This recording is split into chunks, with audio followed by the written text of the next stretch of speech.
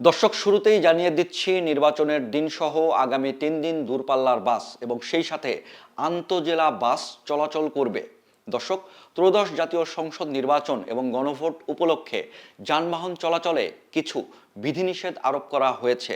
প্রজ্ঞাপনে বলা হয়েছে নির্বাচনের দিন 24 ঘন্টা মাইক্রোবাস, ট্রাক এবং সেই সাথে পিকআপ চলাচল করবে না এবং আগামী 3 দিন 72 ঘন্টা অর্থাৎ মঙ্গলবার মধ্যরাত 12টা থেকে শুক্রবার মধ্যরাত 12টা পর্যন্ত মোটরসাইকেল চলাচলে নিষেধাজ্ঞা আরোপ করা হয়েছে।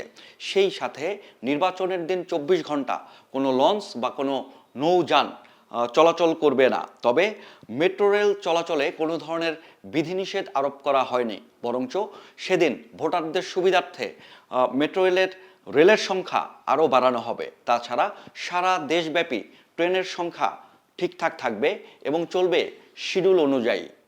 তবে এসব বিধিনিষেধের বাইরে রয়েছে জরুরি সেবায় নিয়োজিত যেসব পরিবহন রয়েছে সেগুলো এবং সেই সাথে নির্বাচন সংশ্লিষ্ট পরিবহন।